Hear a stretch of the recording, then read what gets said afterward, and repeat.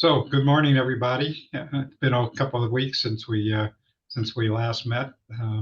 We're going to get an update in just a little while from a number of folks who attended the Digital Inclusion Conference in Philadelphia last week. But a couple of things. Give me just a second here. Oops. Oh, there we go. Okay. So first of all, want to thank our sponsors, Care First Arizona, Karen Ziegler Consulting Services, Valley Telecom, Khajiit, and Triad, and any of you who are so motivated and would like to be a sponsor. We can certainly use the funding and would appreciate your support. So moving on to the agenda this morning. Excuse me.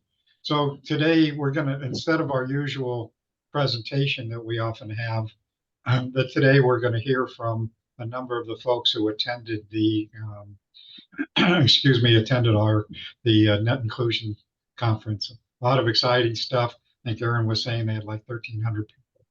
And from what I saw, it looked like a pretty amazing and exciting experience. So before we move on, as we generally do, I want to introduce any new people who have joined us. So Alan Cost, you want to introduce yourself quickly? Sure. I'm Alan Cost. I'm on the faculty at the College of Optical Sciences at the University of Arizona. Alan, do you want to take just a minute to talk? I'm sorry, go ahead. No, that's okay. What do you think I should mention? Well, I was just mentioning that, you know, you're doing some interesting online kinds of stuff and thought you might want to take a couple of minutes because I think there's some people on here who might have an interest in collaborating with you. For the past few years, I've been doing a lot of interactive online content, particularly around optics and photonics. So these are It's online content for online courses where students go through and they see 3D visualizations of different types of optical processes or optical machinery, and they interact with it. And we build realistic simulations that actually show people exactly what they would see if they were using the equipment, or they give them accurate representations of the physical concepts that we're trying to teach them.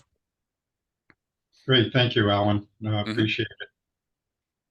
Let's see, who else do we have that's new today? Brian Fickett.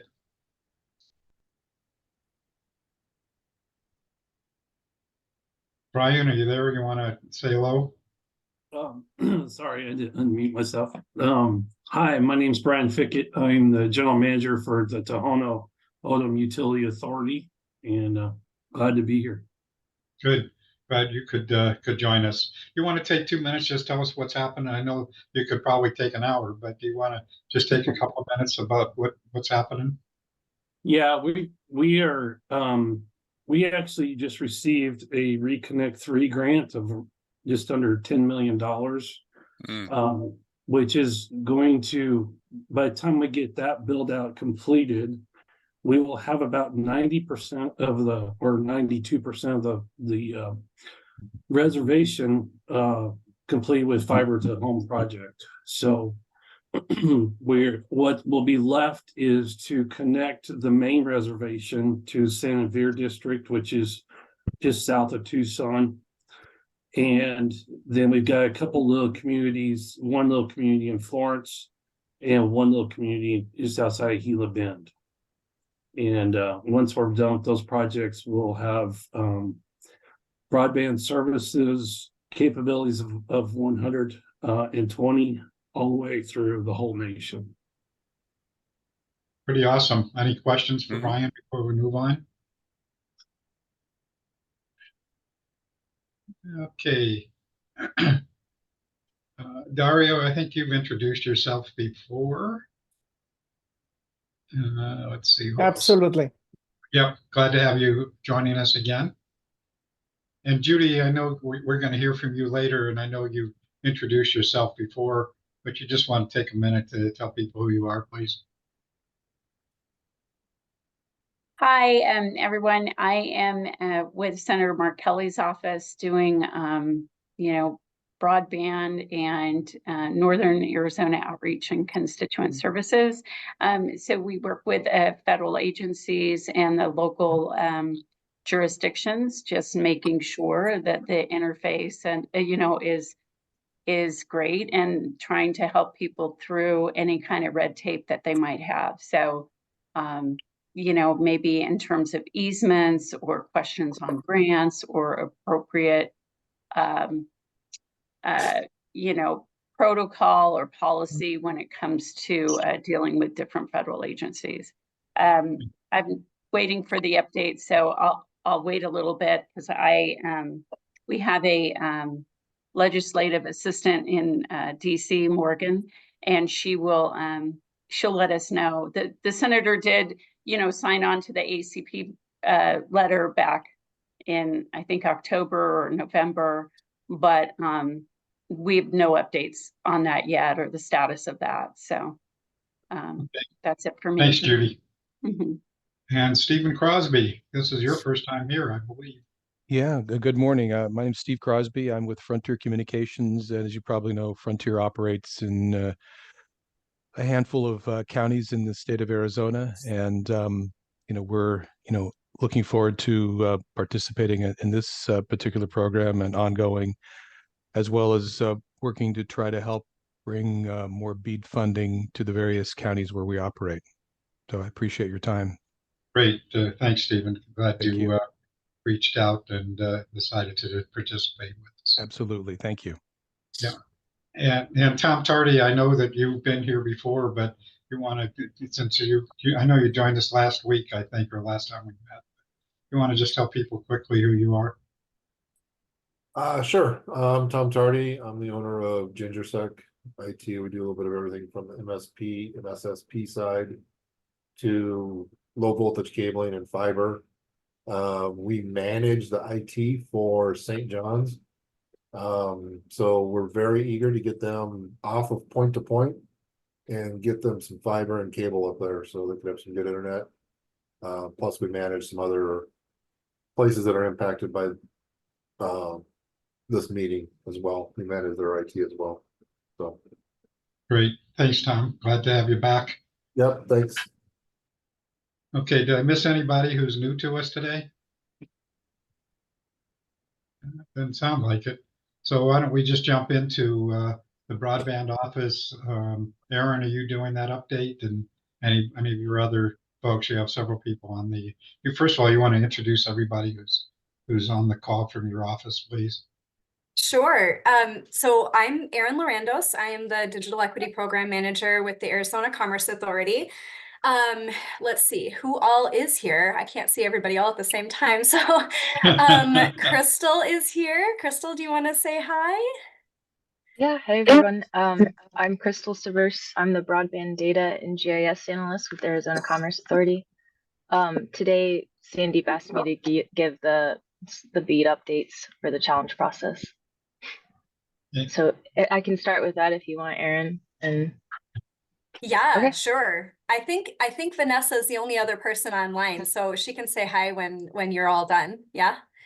Okay. So Aaron, you want Candace to go first, or do you want to go first, or what? Oh, I don't think Candace is on. I'm sorry, not Candace. Oh, okay. I'm sorry. I was just making sure I didn't miss somebody. Yeah, no, go ahead, Crystal, I'm sorry. and then we can say hi to Vanessa as well. Yeah, Vanessa.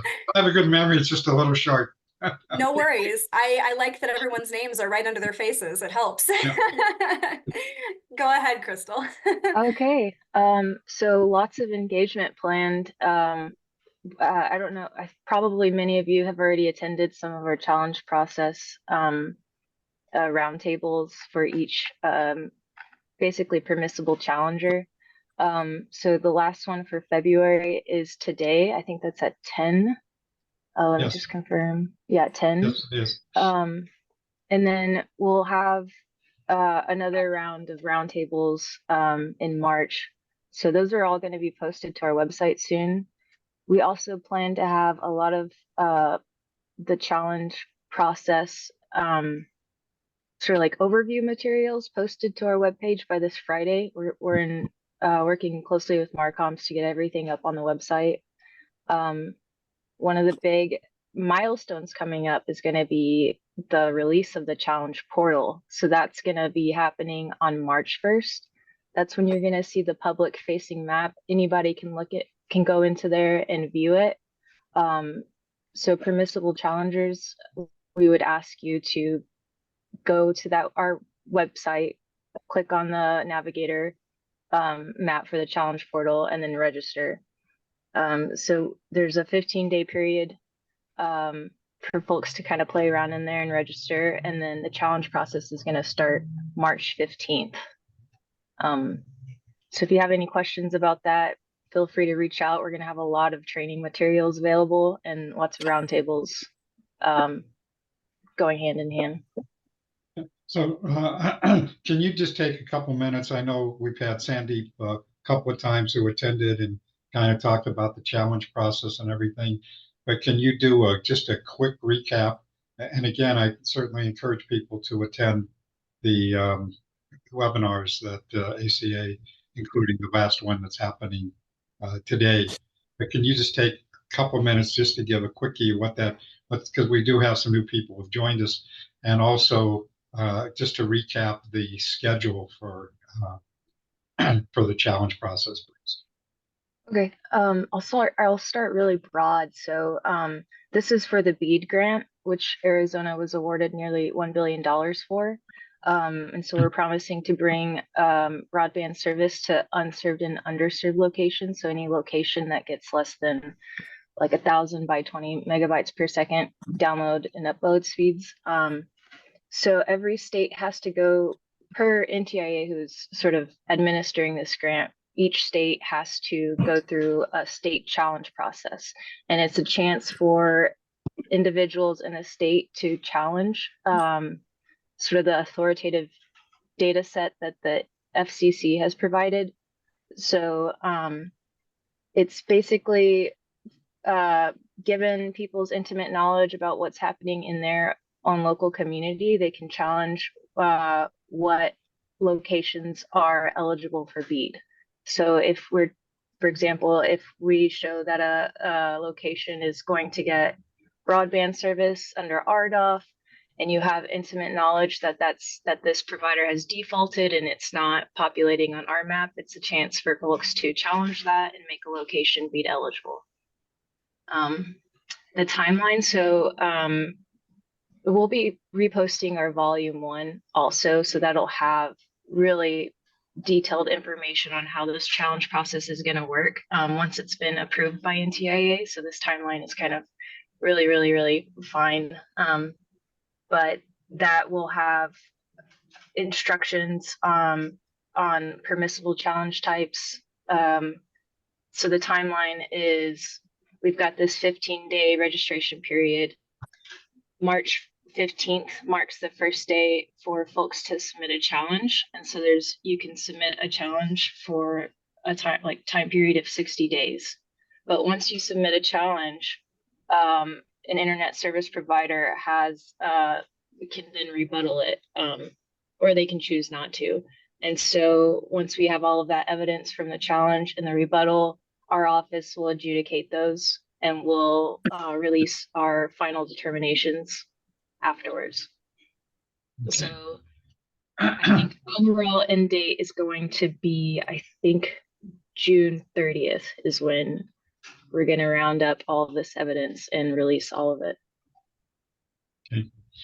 Thank you. I know there's, excuse me, lots more detail about that process, but I don't want us to take more time in this meeting today to go through all of that. So again, if you're not sure about it and you missed any of the other webinars that they presented, then today at 10 o'clock is the day to do that. And there will be recordings posted on our website of the previous webinars, as well as the slides that Sandeep is using. So those will be reviewable as well. Cool. Okay, Aaron, do you have anything else that you want to report? Just really briefly, we are kind of in our holding pattern for the digital equity side of things right now. We submitted the final draft of our plan to NTIA just before net inclusion. It was due on travel day, so we actually got it in early. We got it in on the 9th, so that's kind of exciting. And so now we're in our 45-day curing period for that part of things. And we are just waiting, for feedback from NTIA if there's anything else that they would like us to, to change in our plan or updates to be made. Prior to that submission, we did have a 30-day public comment period. So I just wanted to thank the folks that are on this call, either from their own personal perspective or from organizations that provided us feedback. It is key to making sure that our plan reflects the actual needs and challenges faced by folks all across the state. So thank you so much for participating in that part of the process. We are, just waiting at this point. We anticipate getting comments, in the next few weeks, and then we will sorry, my dog wants to join our meeting. Then, we'll address anything. And the final submission back to NTIA is effectively the end of March. And we will plan to post the finalized version of the digital equity plan back on the website as well. So you'll be able to see any changes that were made based on the feedback or based on our public comment period as well.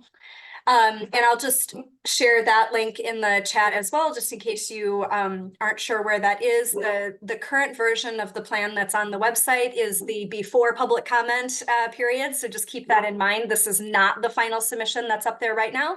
But if you haven't had a chance to take a look, you can definitely still do that. And I think those are my updates at this point. I know Vanessa is on the call too. If you'd like to say hi, Vanessa is our grants coordinator. I think she's still here.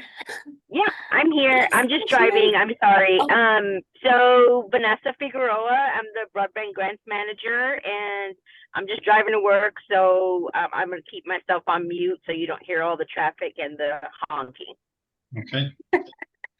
Yay, Phoenix. So you're going to be busy, Vanessa, with all the grants and money coming down. Oh yes, and I'm so excited. Cool. It gets the adrenaline going, Steve. Okay. Anything else from the broadband office? I I believe think those are our updates. Yep. Okay. Thank you. Thanks for being here today. We are always glad to have you guys participate in the meeting. I don't believe Nicole is here today. Again, you've missed most of it, but the webinars, the ACA feed roundtables were February 26, 27, and 28. And so those are all close to being done. Okay, moving on quickly. And Aaron, maybe you or your other folks can talk quickly about, you have 3 positions that were or are open at this point. The Arizona, well, that's the state library, but senior broadband program manager, has that position been filled? We don't have any further updates on either of our open positions at this time. Okay, and what about the deputy director position? Same, the positions that are open with ACA right now, we don't have any updates on. We're still working through the process. We'll share as soon as we can. Sounds great. Thank you. So let's do some quick updates. And Elena, I know you follow this pretty closely, so do a number of folks, about the latest with the Affordable Connectivity Program, which I don't believe is good news, but you want to comment on that, and anybody else who might have some thoughts about where we are today? Sadly, we're no further along today, I don't think, than we were the last time we met. There's lots of conversation around it, but I don't really I honestly don't have an update as to where it is in Congress and where the conversation is leading. Lots of people are sending in, there's been some letters created and sign-on letters. created, which I would have to look at the dates on those, but if there's any that are still available to sign on, I can certainly share those with you. I think you shared a couple. So I did. obviously, putting some pressure, on Congress for continuing ACP. I feel like a broken record. So unfortunately, unless there's Welcome to the somebody that club. knows something that I don't. Yeah, Judy, do you know anything? Well, I just got an update from our Ledge staff, and they said that right now that the senator is working with Senator Lujan on the Universal Service Fund reform, and there's a working group that hopefully they is if they can protect the USP, then they can preserve ACP long term. So that's kind of where they're working right now. Yeah, and in talking to folks at Net Inclusion, and I know we're going to update on that, but there's not a lot of hope for USF reform in the near future. Yeah, there's a working group. Yeah, they're talking about it, but a couple of speakers that we got to listen to were not optimistic about any kind of reform at all, let alone in the near future. So that's really the update, Steve, unless John, or I know John Kelly's on the phone, on the call. I don't know if he's heard anything different. That, somebody else that I talked to at Net Inclusion, basically, or somebody who was apparently in the know, said that, there's just so many things that are happening in Congress right now. There's so many issues that they're just not, it's not a priority right now, honestly. I'm not sure what is, frankly, but that's Really? I don't think they know what is either. But actually, March, if we don't hear anything on the budget by March 8th, I think was the date, then it's dead. Then there's no chance of getting ACP renewed. Okay. So March 8th is the witching hour day. Anybody have anything else about ACP before we move on? So along with the disappearance of ACP, that the organizations like yours and that got grants to do outreach, I guess all those grants are now on hold. Is that correct? Yeah. So the city of Phoenix put us on pause. Yeah. And that our grant, we were a sub-grantee from the city of Phoenix. And yeah, you're absolutely right. They have not decided yet if any of the money could be used for outreach for wind down purposes to help. And that was something that, we had all talked about at Net Inclusion was, ACP outreach is ACP outreach, whether it was outreach to get people signed up or outreach to get them help as the wind down takes place. And so they're still having some conversations about the possibility of using funds to do that. We have, if anybody's interested, we have a wind down flyer in English and Spanish that they can use with their own organizations. Very simple steps as to what people should expect with their bills, how they can transition, how they can choose a new plan. But that's a lot of, that's a lot of information for people who are new to the internet as a result of ACP. So it's not necessarily as easy as a flyer, but it's someplace to start. Of course, our navigators at the state libraries and ASU, the Digital Equity Institute, the navigators are trying to help people through that process. But it's not as easy as, just, hey, you've got to pick a new plan now. There's a lot of, for those that have never had the internet before or can't afford the internet, they don't know about speeds. They don't know about, a lot of the intricacies that go into picking an internet plan for their families. So all of that, often needs to be explained. And right now, like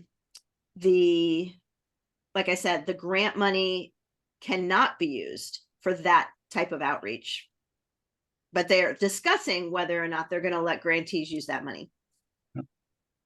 So do we have any sense at this point about the ISPs that have been servicing ACP about how that process is going?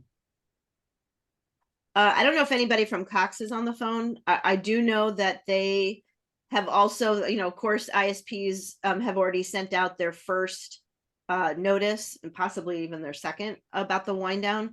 And Cox recently did a little webinar for navigators and others who are working with customers to explain their other two low-cost programs. So they have two low-cost programs that were already in the works or that were already being used by residents. So Connect Assist and Connect to Compete for families with kids. So they're already moving ahead with promoting those plans to their consumers. I'm not sure about what Verizon or AT&T or any of the others are doing at this point. Okay, thank you. Any questions for Elena? Okay, before we move on, I wanted to just go back for a second to open positions, and of course we can get to this also at the state library. But Megan Hammond, do you want to say anything about where you guys are with your navigators and so forth? Well, thank you, Steve. I'm Megan Hammond. I'm the Library Development Administrator at the State Library. Our digital navigator team is fully staffed now, and we are interviewing for doing the hopefully final round of interviews for the Digital Inclusion Library Consultant on Monday.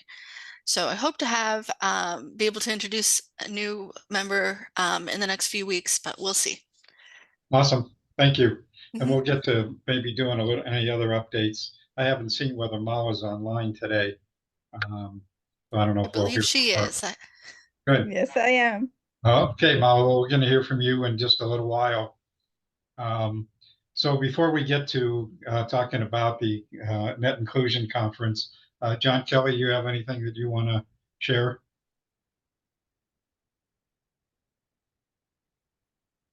John, are you still there? I'm here. I'm just trying to navigate on my phone with all the little tiny buttons. I don't have a lot to share. Obviously my focus is on sort of the legislative environment. I am curious to know, other than Senator Kelly, if any other members of the Arizona delegation signed on to the ACP letter. I think that'd be good information to have. And if we don't have it, then maybe we can send notes to our friends to find out where they stand or what their rationale is. The legislative environment is in the middle. They're finishing sort of the first half of the game. They're trying to get a lot of bills passed. I think the ACA continuation bill is likely to be on the floor today in the House. It's going to pass, I believe. I think the votes have been secured on that. It has a much more challenging future in the Senate. It's likely to be, its fate is likely to be tied up into ultimately budget negotiations, along with what I call other hostage negotiations that are taking place. So I'm feeling more confident that ACA's future is in a good place. It's just we're still going to go through some hurdles to get there. I mentioned on the ATIC call last week, Representative Tim Dunn, who represents the Yuma area, has been a very strong supporter of broadband. I met with him last week, and he's interested in us organizing a small, let me repeat that, small briefing for the Rural Caucus on the state of broadband development in Arizona. So Sandeep would be the star of the show. I checked in with Sandeep's folks at ACA, and they approve it as long as it's a bipartisan group. But I also think we might want like Nicole and a couple other people. So we'll have some work to do to talk about who we want in the room. We can't have a lot of people, but it's a great opportunity to sort of cement some of our key messages about the importance of broadband digital equity and the work that's going on in the state. Great. Thanks, John. Any questions for John?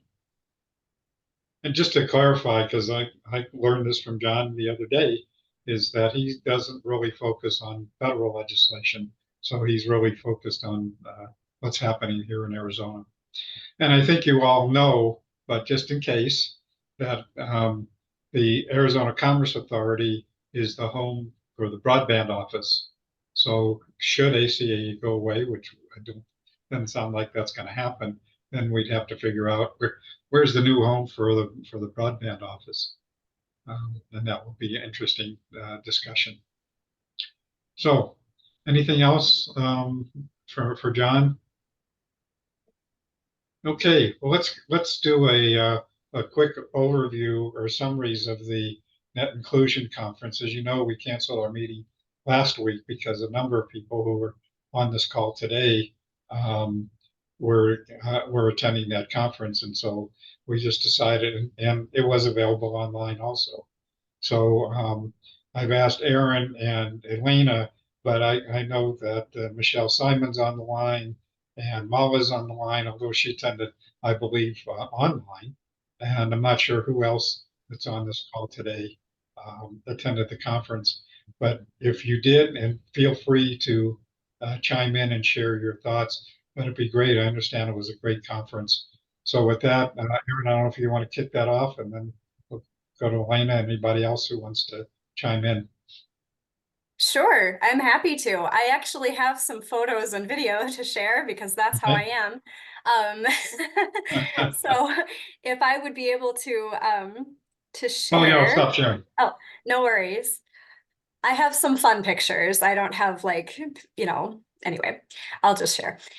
So yes, so before I do that, I was very lucky to attend my second Net Inclusion last year when I was with the State Library. I was very thrilled to attend my first, and there were 800 people at that one. This year, the scales tipped 1,300. And so it is definitely a growing space. It is such an exciting room to be in as well. I think everyone who was there will agree with that. The energy that people have for this work is just infectious, and it just energizes you just to be in the space where the conversations are happening. So I'm going to go ahead and start my little share here. All right, so everyone should be able to see my pictures now. All right, so this year's Net Inclusion was held in Philadelphia, which it was chillier than San Antonio last year, and it actually snowed, which was kind of fun for those of us who don't see it all the time anymore. But it was a really great city to have it in because it's very walkable and all of that as well. So a couple of quick facts for you. The history of Net Inclusion. The very first conference was hosted in May of 2016, and the first couple of them actually were hosted in public libraries. So that, again, gives you the kind of idea of the scale and the scope that has changed just in a few years.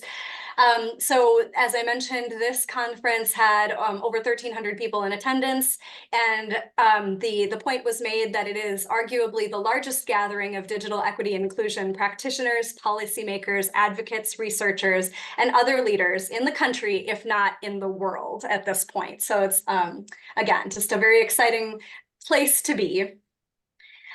So one of the things that I do when I go on conference trips is go to the conference, of course, but I also like to explore the city. So I've got some pictures here of things that we did in our off time. Of course, Philadelphia is a fun place to be, but you can see our snow up in the top corner here, and a few other places that we went.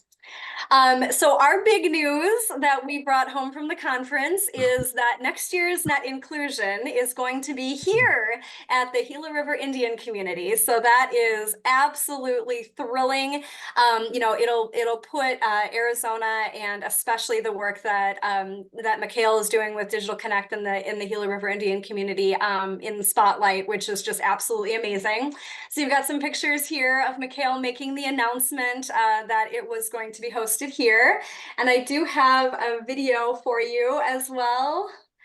This is the announcement happening. Hopefully you can hear it.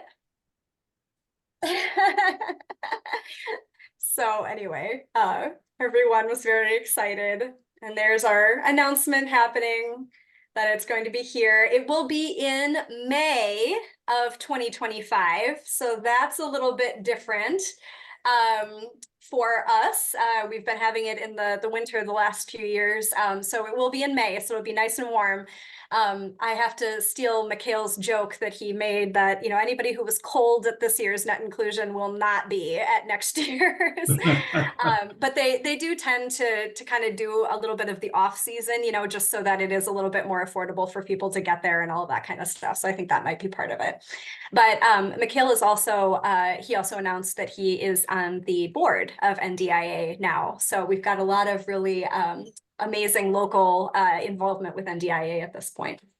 I just want to say, just to interrupt for a second. Yeah, go ahead. Mikhail was doing amazing stuff on the Indian on Gila River, and it's just incredible. And obviously, he's now getting national recognition for the great work he's doing. Agreed. Yes, that is definitely he's one to, if you don't know him, he is the executive director of Digital Connect, which is a part of the Gila River Telecom, and they provide digital navigation assistance in Gila River. They're a great example of an ISP supporting digital equity and digital inclusion. Agreed. And he's just a really nice guy too. So. Yep. So a couple other really cool things that I want to highlight before I relinquish the reins here. One thing that this conference does that I haven't seen other places and I absolutely love is they have shared notes documents for every single session that is happening during the program. And so I'll show it to you live here in a second, but through their scheduling software, you can actually click into any session, whether you attended it or not, and read all of the notes that anyone in that room took during the session. And the reason I love it is, first of all, I'm the type of conference attendee that I want to sit, I want to listen, I want to pay attention. And I find that if I'm trying to write down every little detail, I miss things, right? And so I like it because it refreshes my memory of all of the resources and everything that were shared as well. The other really great part about it, of course, is that inevitably there's concurrent sessions that you really wanted to attend, or in this case, one of the sessions that I was able to attend was a closed-doored session on implementation of the digital equity plans, and it took you know, a large chunk of one of the afternoons, which meant then that I, you know, wasn't going to other sessions that I maybe had seen, you know, that were of interest. And so it really helps, you know, be able to maximize the information that's shared and all of that. And you know, you've always seen those people in sessions that are just, it's like they're professional transcriptionists, you know, they're just taking everything down, they're typing the whole time. And that helps those of us who maybe, you know, want to participate in a different way or whatever it is, get the most out of it. So I'm going to show you that live here in just a second, but I have a couple more pictures to share with you. This picture here is a t-shirt that the broadband office made for our team. It's hard to tell, but it's the outline of the state of Arizona. And if you've read our digital equity plan, you'll recognize this really awesome theme of Arizona's 6th C. So of course, those of you who have been in Arizona for more than a minute know that the 5 C's in Arizona are copper, cattle, cotton, citrus, and climate. And now we have connectivity. So we all wore our t-shirts on Statehood Day, whether we were here in Arizona or in Philadelphia, either at Net Inclusion or SBLN. And Perla and Crystal took this really awesome picture of the shirt by the Liberty Bell, and I just wanted to share that with you all. And then last but not least, a couple more fun pictures. The Arizona contingent, if you will, was there in force. You can see photos here of so many amazing people that, you know, you probably recognize from this meeting and from Aiden and from the work that's happening here in Arizona. And we had a fantastic time. And we are just thrilled to be able to share Arizona with everyone next year. And so before I give it up, I just really want to quick show you what I meant with the scheduling documents and all of that net inclusion uses. So this is the website, and there's also an app, so it's super convenient. The program or the platform is called Sked, and not only is it the entire schedule for everything that's happening, if you click into any of these sessions when you're logged in, so these are things that, you know, attendees have access to, you can click into a collaborative notes document, which is just a Google Doc. It's amazing. It just links right to it. But, you know, it gives you all the information of when and where and who you were listening to. And then, you know, whatever notes that people were able to add. And then, you know, a link to all of the resources that were shared as well. And what's great is, you know, let's say I went to this session and I look through this and I'm like, oh, but then they also talked about this. This is, you know, editable by anybody, so it can be added to and grow as people are coming home now and having some time to decompress. You know, there might be more. So I bring this up to say that the main part of Sked, the landing page, everybody should be able to get to this whether or not you attended. You should be able to get to this part of it where it's just the schedule. And so I just wanted to offer up that if anyone sees a session on there that they'd like to see the notes document from, that's something that I could, you know, download and share with people as well. So those are my highlights that I wanted to share. You know, there were so many amazing sessions. As I said, I really appreciated having the opportunity to be in that closed door session with people who are in my role in other states, you know, that were helping write their state's digital equity plan, you know, to kind of see what's next, how people are thinking about their implementation strategies and whatnot. And NDIA is releasing a guide to states on implementation, like they did for the writing of the plan as well. So I am looking forward to reviewing that and utilizing those resources as well.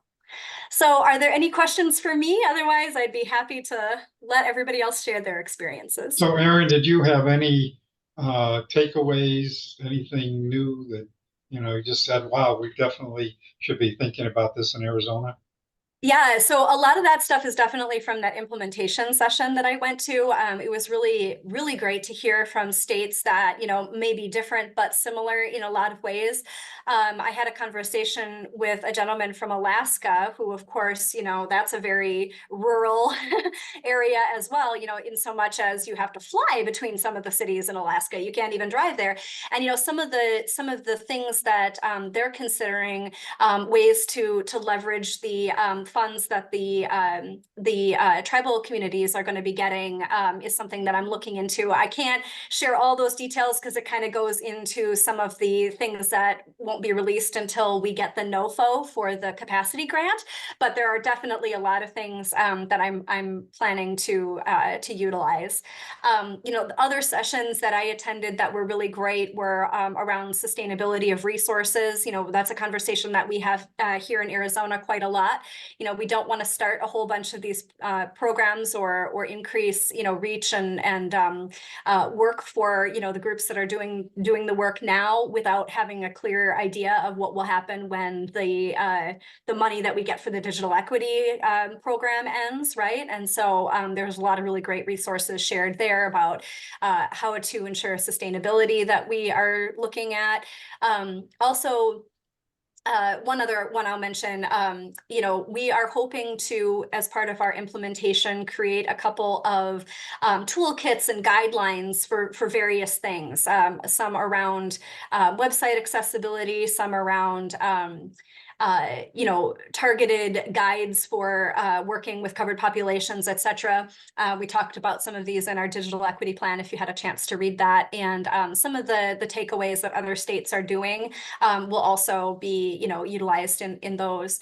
Oh, and I didn't mention this, but in case you didn't hear, Maine was the first state to have its digital equity plan approved by NTIA. So we are now moving into the phase of having plans approved. And so that's another thing that we do here in Arizona, definitely, is look at other plans, and learn from best practices, et cetera, across the country, either, in good ways or things that maybe we're like, okay, we could do this differently and maybe it would be more successful here in Arizona. So we also look forward to looking at other plans as they're posted and released.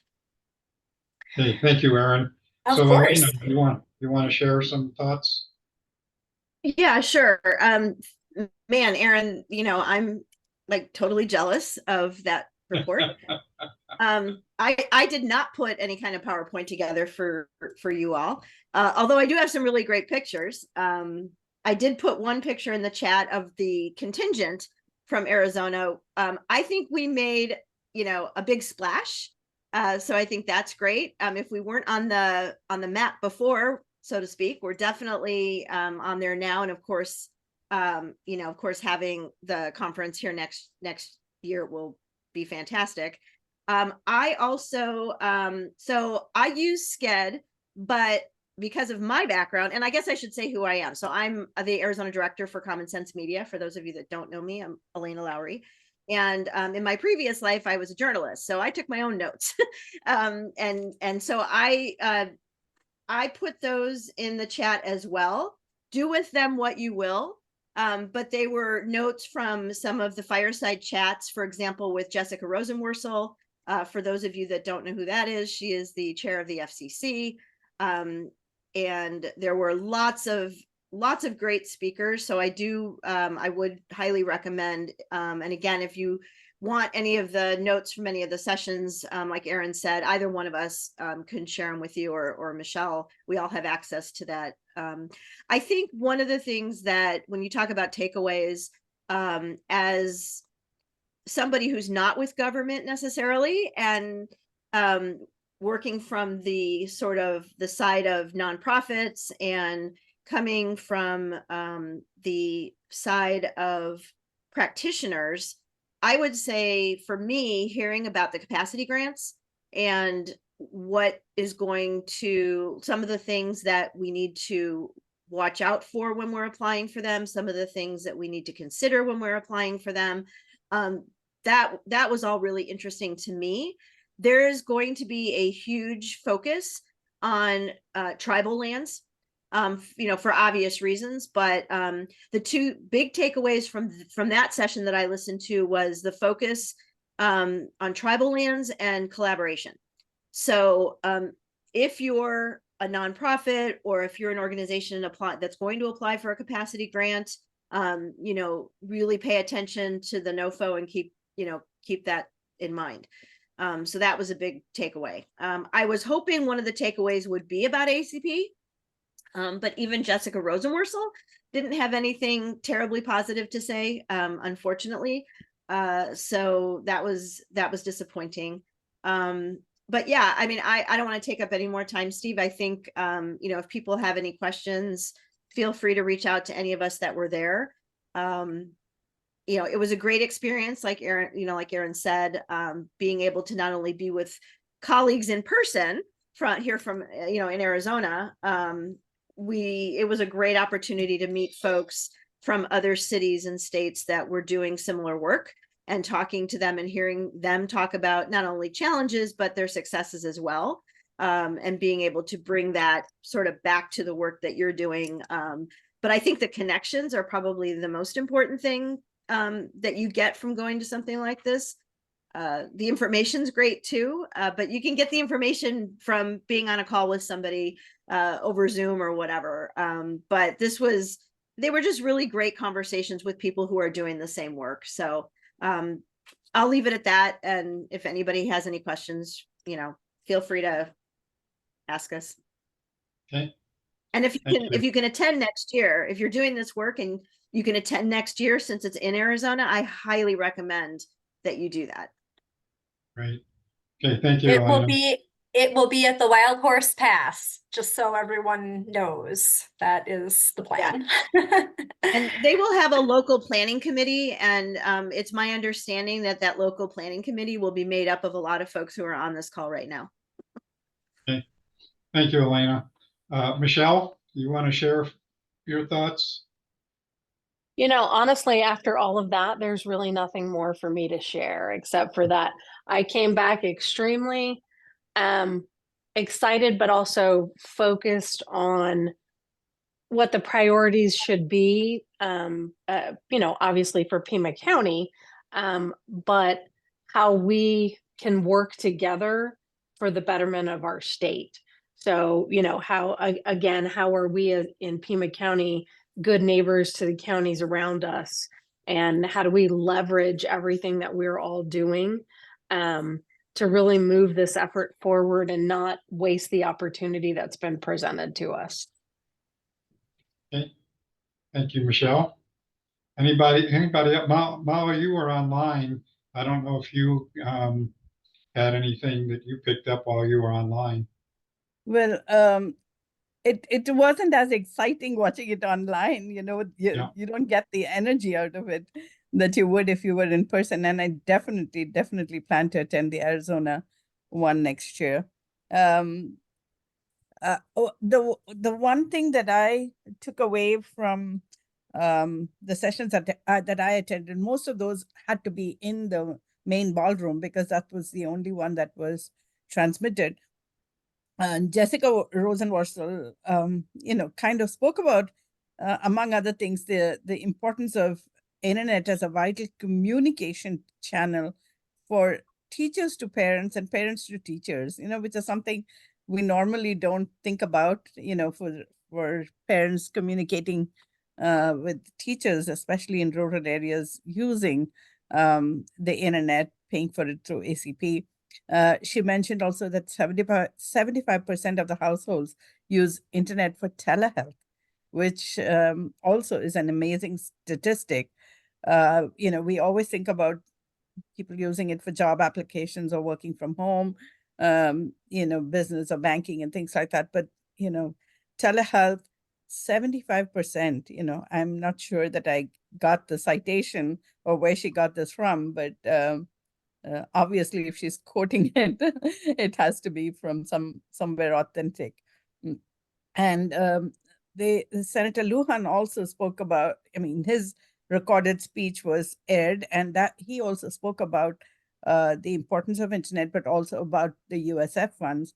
And although right now it doesn't seem a priority, I think if we have all the ducks in a row when the time is right, it can be presented.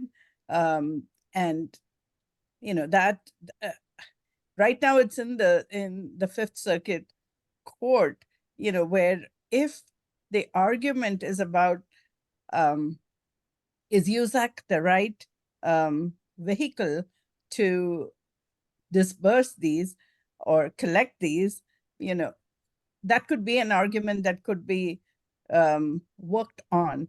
But if the very fundamental idea of the USF collection of funds being another tax, that's a harder issue to contend with. So let's wait and see. And I'm keeping my fingers crossed that, that the tech companies would do what is right, eventually, and pay into it so that the burden on the service providers that are currently participating, the landline service providers, it's eased a bit, because this is not sustainable with 35% last quarter, it was almost 35% contribution from the service providers. So that was one takeaway that I had to add to what everyone else said.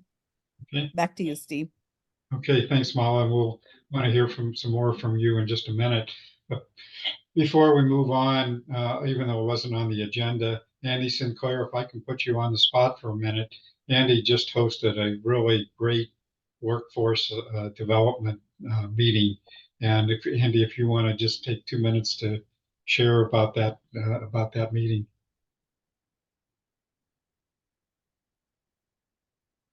Are you there, Andy? Maybe he'll come back on in just a couple of minutes. So let's move on to just doing some quick updates, and some Mala's already addressed, but let's talk about any other federal legislation And Judy, if you have anything else than what you've already shared, I don't know, I think you may have covered it, but you have anything else that you want to comment on? No, not at this time. Okay, well, thank you for joining us. Steve, Molly, I'm sorry, go ahead, Mark. yeah, I posted something in the chat that there is a bipartisan, bicameral, meaning both houses of Congress, bill that would make recent grant monies and upcoming grant monies for broadband infrastructure tax-free to providers. So why that is important is if you're doing a $10 million project and had to put up 25% as a match, you got $7.5 million. You were going to pay taxes on that. That was going to cost you another $2.5 million of your grant funding. So if that is passed and known going into the BEAD process, that'll certainly affect providers' competitive posture and proposals in the BEAD era later this year. Okay. Thanks. I'll make sure that gets to our legislative staff and the senator. Thank you. Okay, anybody else have anything from the federal legislative? Molly, do you have anything else legislatively? And then, well, before we go into the state library update and all, I do want to get to Michael Holcomb because we've shifted him on time for the last few meetings. So I want to make sure we get to him. But do you have any other federal legislative issues? No, I'll do my state update after Michael finishes. Okay. So with that, Michael, do you want to give us an update of what's happened with telemedicine? Actually, don't really have too many updates today. We are going to be attending the Tribal Health Literacy Summit. That's going to be in Phoenix, March 12th and 13th and 14th, I think. And would just ask basically sort of connecting type of request. Anyone who's kind of working in the tribal connectivity space, we definitely would like to connect with you, and that would learn about what's happening in those particular areas more. That's something we hope to gain also from this tribal health literacy meeting as part of our work on the Arizona Health Implementation our health improvement plan. But really not too many other updates today. So thank you so much. So a couple of things, Michael. First of all, can you introduce yourself? And then secondly, what's the status of, do you guys have a new director yet? Or is that still in the process, or what's happening with that? So I'm the interim director for the Arizona Telemedicine Program. My other role here is the associate director for information technology, and our founding director, Dr. Weinstein, unfortunately passed away December of 2021, and he had led the program from its inception in 1996. The search for the new director has not come to a close yet, so that's still pending. And we recently had a candidate out for a site visit at the end of January, and I don't have any updates beyond that. I'm not on how the College of Medicine runs this is there's a search committee, and the members of the unit are not on the search committee. We do get to meet with candidates and that sort of thing, but in terms of the hiring decision and all that, we're not part of that. So okay. And then the last thing, Michael, is have you been impacted or going to be impacted on all the issues going on with the U of A in terms of budget issues and stuff? Well, I think it's kind of remains to be seen, but the university is considering, they're planning for a budget cut to address the financial situation. we don't know how that will impact us just yet. But the College of Medicine, I would just say, is one of the units on campus that is doing well in terms of not having deficits and that sort of thing. And so the College of Medicine, I think, is in a position, as I understand it, where they're not going to need to, change commitments or anything. It definitely is going to impact the speed with which progress can be made, I guess, in the future for a bit here. But I think that the College of Medicine is in good shape. The university, just briefly, there's a big centralization effort going on across IT, HR, marketing, communications, and business and finance. That is going to have an impact, but nothing just yet. There's some sort of formality things happening, but the university is definitely committed to making good on its commitments and continuing business. So it'll be done thoughtfully, I think. So Michael, can you just explain briefly for folks who may not know about the centralization issue? You guys have been a federated university forever, and can you explain about that a little bit? It's just, as in any other organization, it's about efficiencies and achieving those to reduce costs. But there's also, in terms of IT particularly, there's the centralization brings improvements in compliance and information security practices that,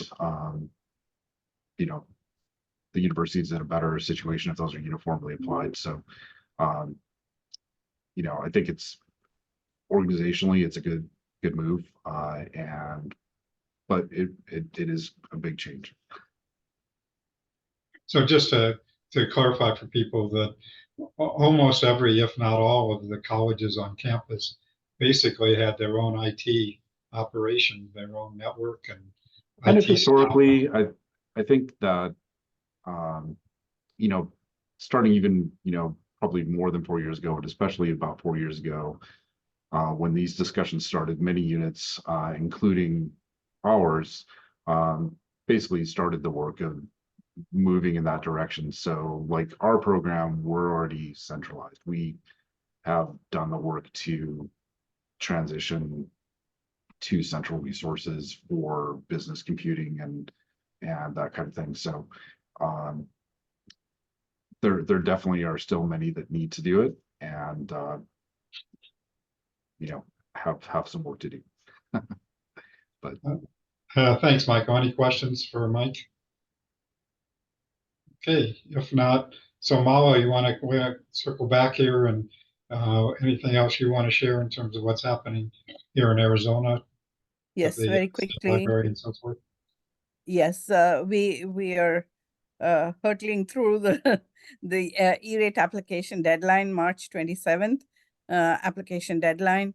The RFP deadline is on February 27th. So if anyone wants to do a new RFP to change their service providers, February 27th is the deadline to do that. And then there's a 28-day wait period before they can award contracts.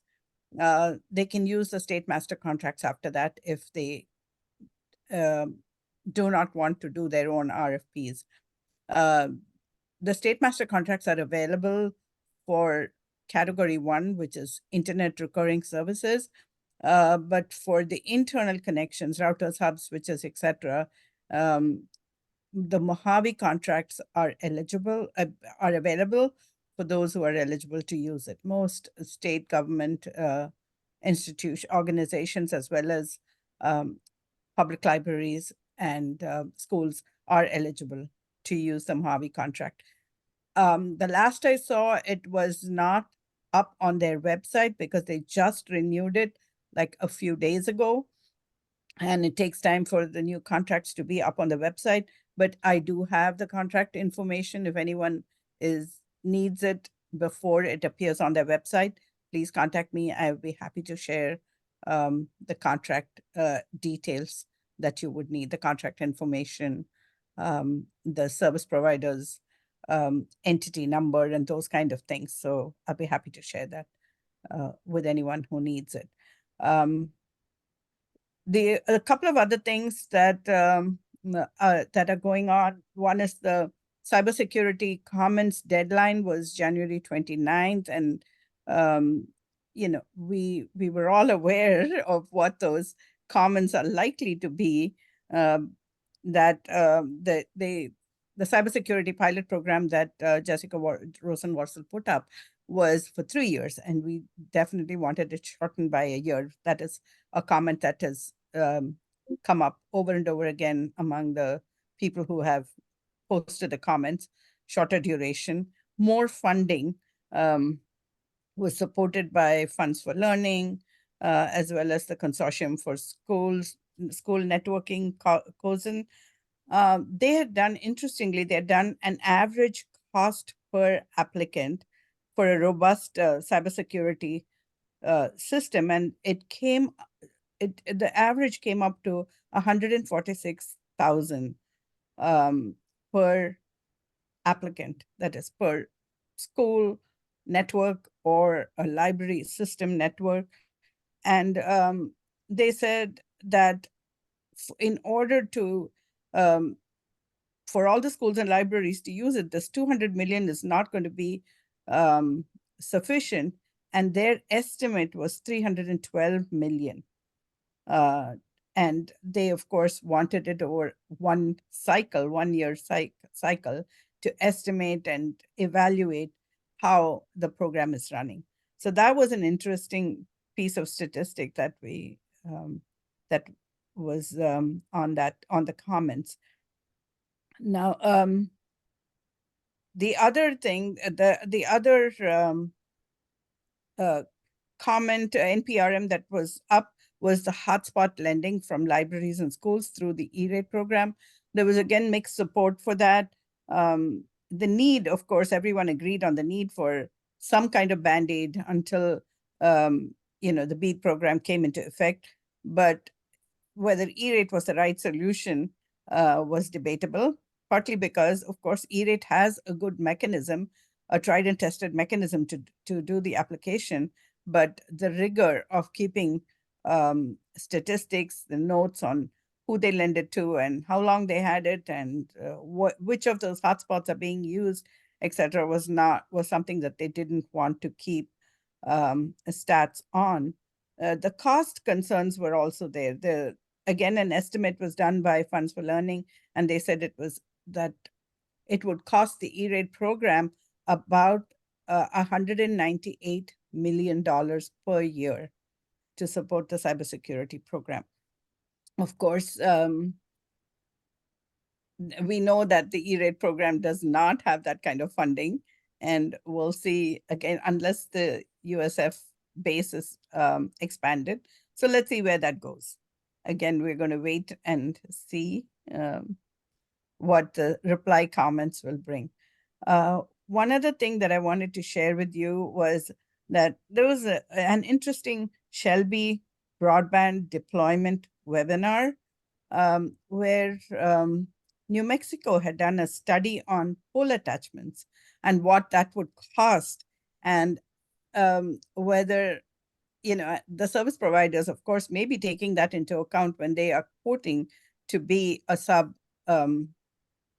grantee in the BEAD program. But it was interesting to see the statistics that they had provided. They said, assuming that they needed about 15,000 miles of fiber laid out, and assuming that 50% of them are aerial and 50% are buried underground, the aerial costs, of course, less than the buried fiber.